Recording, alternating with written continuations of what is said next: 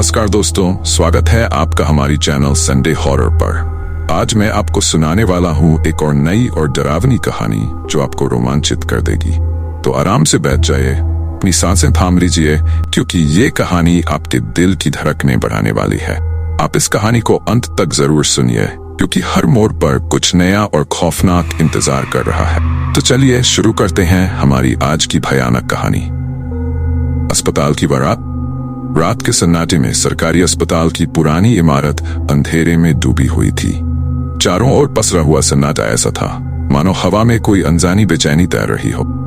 अस्पताल शहर के बाहर एक सुनसान इलाके में था और अब यहाँ बहुत कम लोग आते थे, लेकिन फिर भी कुछ डॉक्टर, नर्सें और गिने चुने मरीज यहाँ थे।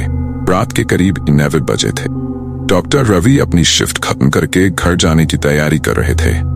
जब वो अस्पताल के अंधेरे गलियारों से होकर अपने कमरे की ओर बढ़ रहे थे, तभी अचानक उन्हें ऐसा लगा जैसे किसी ने उनका नाम पुकारा हो।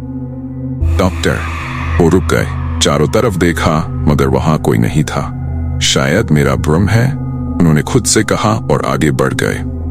जब वो अपने कमरे में पहुंचे तो देखा कि दरवाजा आधा खुला हुआ था। यह कैसे हो सकता है? उन्होंने सोचते हुए दरवाजे को देखा। कमरे में घुसते ही उनका दिल तेजी से धड़कने लगा। सामान इधर उधर बिखरा पड़ा था।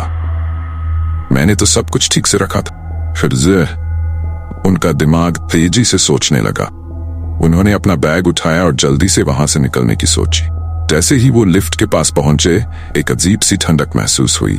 तभी अचानक लिफ्ट के दरवाजे खुले और एक धीमी फुसफुसाती हुई आवाज सुनाई दी, बचाओ। उनकी रीढ़ की हड्डी में सिहरन दौड़ गई। यह आवाज कहां से आ रही है? उन्होंने लिफ्ट में झांका, लेकिन अंदर कोई नहीं था।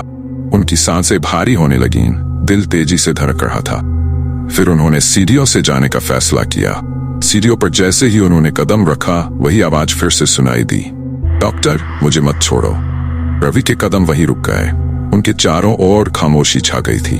उन्होंने धीरे धीरे पीछे मुड़कर देखा और तभी उनके सामने एक औरत खड़ी थी। उसकी आंखें सफेद थी, चेहरा भयानक और होंठों पर एक अजीब सी मुस्कान। रवि का दिल दहल गया। यह कौन है? उनके होंठ हिले, पर शब्द जैसे गले में अटक गए। वो पीछे हटने लगे, लेकिन उनके पैर जैसे जमीन से चिपक गए हों। वह औरत बिना कुछ बोले उनकी ओर बढ़ने लगी और फिर अचानक गायब हो गई। रवि घबराए हुए बेतहाशा दौड़ने लगे। उनके दिमाग में बस एक ही ख्याल था, यहां से भागो। दूसरी ओर नर्स सुषमा मरीजों के वार्ड में राउंड पर थी। जब उसने एक मरीज को बेड पर बैठे देखा तो उसकी चीख निकल गई। वो मरीज तो कुछ घंटे पहले ही मर चुका था। ये कैसे हो सकता है? उसकी आंखें खून से भरी हुई थी और वह नर्स को देखे जा रहा था।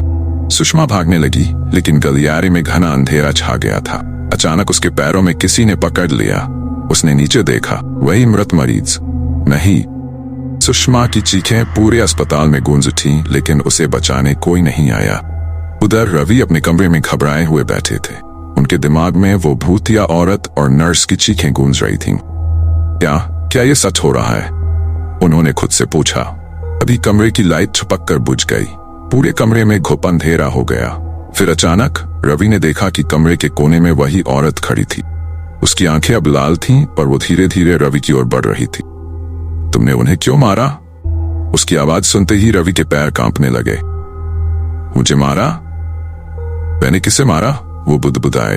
वो औरत और करीब आई। उसकी आवाज अब और ज्यादा खौफनाक हो गई थी। तुम्हें सजा मिलेगी, तुम्हें सजा मिलेगी। रवि ने चिल्लाने की कोशिश की, लेकिन आवाज गले में ही फंस गई। उस औरत ने अचानक रवि की तरफ हाथ बढ़ाया और तभी सब कुछ काले अंधेरे में डूब गया। सुबह जब रवि को होश आया तो वो अस्पताल के बिस्तर पर लेटे हुए थे। नर्स उनके पास खड़ी थी। आप ठीक हैं डॉक्टर? उसने पूछा। आपको बेहोशी की हालत में पाया गया था। रवि ने उठने की कोशिश की, लेकिन उनका शरीर कांप रहा था। उन्हें याद आ रहा था कि उन्होंने जो कुछ देखा वह कोई सपना नहीं था। यहाँ है, अब भी यहाँ है, बुदबुदाए। उस रात के बाद रवि ने उस अस्पताल में कभी कदम नहीं रखा। उन्होंने नौकरी छोड़ दी और शहर से दूर चले गए। लेकिन हर रात जब वो सोने जाते, उन्हें वही भयानक फुसफुसाहट सुनाई देती, तुमने उन्हें क्यों मारा?